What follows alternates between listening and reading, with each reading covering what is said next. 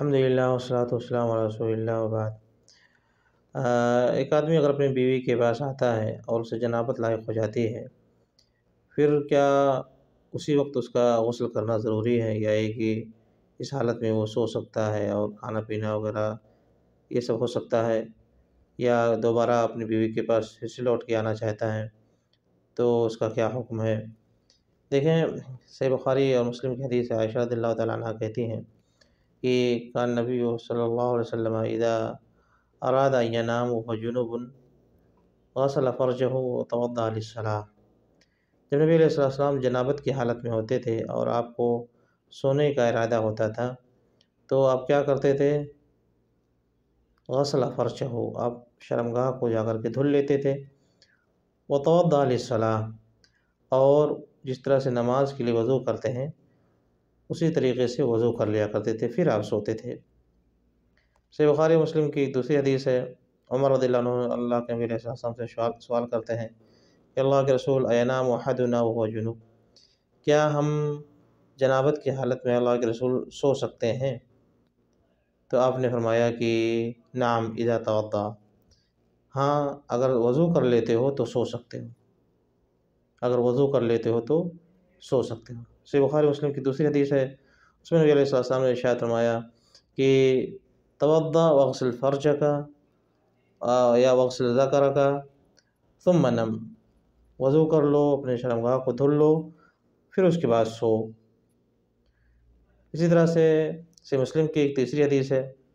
جس میں ابو موسیٰ اشعری رضی اللہ عنہ عائشہ رضی اللہ تعالیٰ عنہ سے سوال کرتے ہیں کہ کیف کان نبی صلی اللہ علیہ وسلم کیف کان نوم النبی صلی اللہ علیہ وسلم فی الجنابہ، جنابت کی حالت میں نبی علیہ السلام کے سونے کا طریقہ کیا ہوتا تھا، آپ بتائیں۔ تو عائشہ رضی اللہ تعالیٰ عنہ ان کو بتاتی ہیں کہ ربما اغتسل فنام وربما توضا فنام، بتاتی ہیں کہ نبی علیہ السلام دونوں چیزوں کو اختیار کرتے تھے، کبھی کبھی آپ غسل کر لیتے تھے پھر سوتے تھے، پہلے غسل کر لیتے، طہارت حاصل کر لیتے، اس کے بعد سوتے تھے، وربما توضا فنام، اور کبھی کبھی آپ غسل بعد میں کرتے تھے، مگر سونے سے پہلے آپ ایسے بھی سو بھی نہیں جاتے تھے، بلکہ کیا کرتے تھے؟ وضو کرتے تھے پھر سو جاتے تھے۔ تو دیکھیں ان حدیثوں سے پتہ کیا چلا کہ اگر کوئی شخص جنابت کی حالت میں ہو اور وہ اسی حالت میں سونا چاہتا ہے، سوچتا ہے کہ غسل بعد میں کروں گا، اٹھ کر کے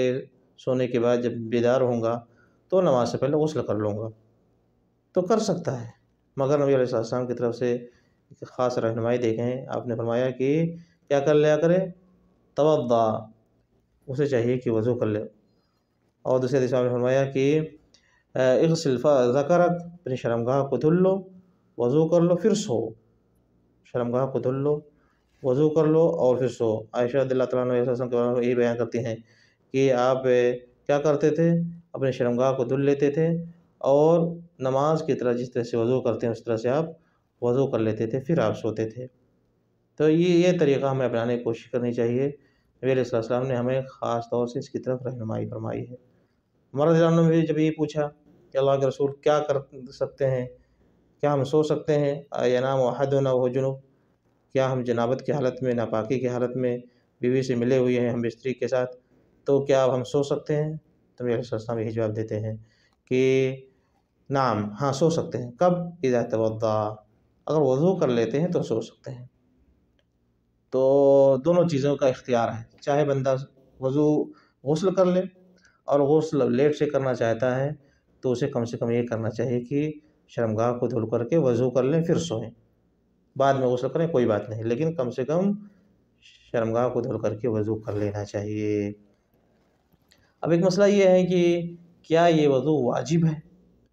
بغیر وضو کیے ہوئے نہیں سو سکتے ہیں؟ اس میں علماء کا اختلاف ہے۔ یہاں جتنی حدیثیں 3 حدیثیں پیش کی گئی ہیں، تینوں حدیثوں میں نبی علیہ السلام حکم دے رہے ہیں، اور اپنے بارے میں خود بیان نبی علیہ السلام کے بارے میں خود بیان کیا جا رہا ہے۔ سب میں ایک چیز مشترک ہے کہ سونے سے پہلے وضو کرنا ہے، سونے سے پہلے وضو کرنا ہے، لیکن کیا یہ وضو واجب ہے؟ بغیر وضو کے نہیں سو سکتے ہیں بالکل؟ اس میں علماء کا اختلاف ہے۔ عام علماء کہتے ہیں کہ یہ وضو واجب نہیں، تاکیدی ہے، مستحب ہے، اسے چاہیے کہ بندے کو چاہیے کہ بغیر وضو کے نہ سوئے، بہتر نہیں ہے، مکروہ ہے اس کے لیے۔ اسے وضو کر کے ہی سونا چاہیے، لیکن واجب نہیں ہے اس کو۔ ایسا نہیں ہے کہ اگر کسی نے وضو نہیں کیا تو وہ گنہگار ہو جائے گا، واجب نہیں ہے۔ عام علماء کہتے ہیں، دوسرے بہت سارے علماء اس کو واجب بھی قرار دیتے ہیں، لیکن جو علماء کہتے ہیں کہ واجب نہیں، ان کی دلیل وہ سنن ابی داؤد اور نسائی ابن ماجہ ترمذی وغیرہ کی وہ حدیث ہے جس میں اللہ کے نبی صلی اللہ علیہ وسلم کے بارے میں آتا ہے کہ کان ینام وهو جنب ولا یمس ماء، کہ نبی صلی اللہ علیہ وسلم کے بارے میں بیان کیا رہا ہے کہ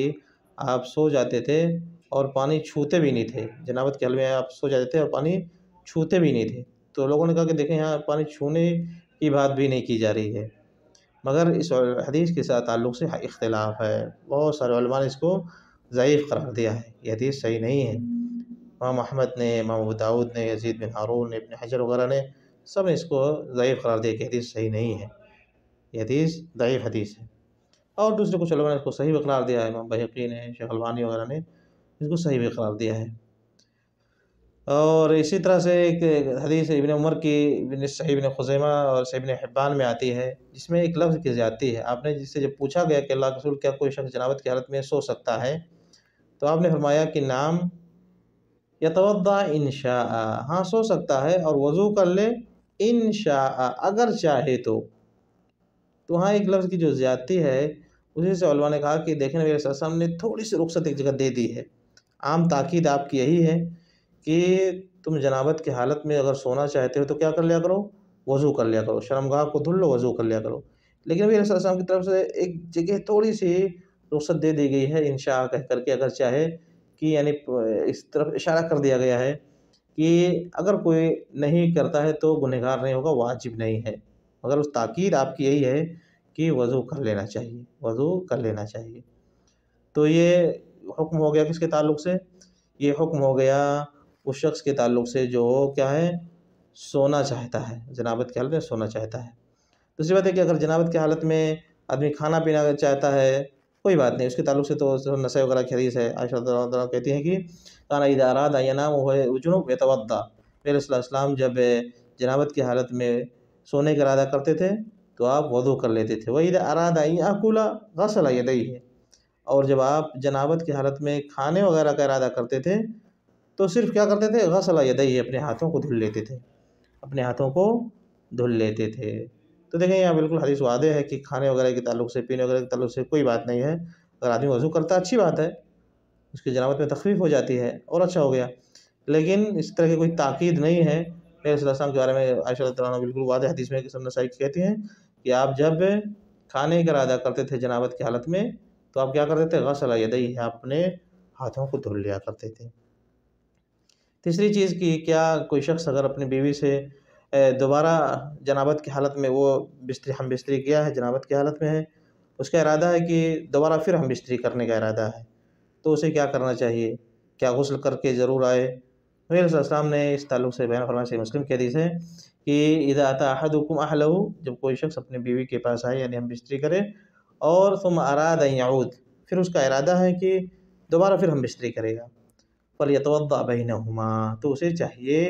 کہ دوسری ہم بستری سے پہلے کیا کر لیا کرے، وضو کر لے۔ غسل ضروری نہیں ہے، غسل نہیں کرنا چاہتا کوئی بات نہیں، رخصت ہے، لیکن اسے تھوڑا سا کیا کرنا چاہیے،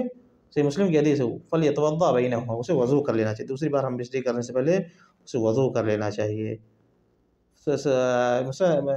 مستدرک حاکم کی روایت میں اتنی زیادتی ہے، فإنه أنشط للعود، کہ اس لیے کہ اگر دوبارہ وضو کر لیتا ہے تو یہ اس کے ایکٹیو ہونے میں یہ چیز اس کے لیے ہیلپ فل ہوگی، یہ چیز اس کے لیے مددگار ہوگی۔ تو میرے ساتھ نے ایک حکمت بھی بیان کر دی ہے کہ اس کے لیے ایک فائدے کی چیز ہے،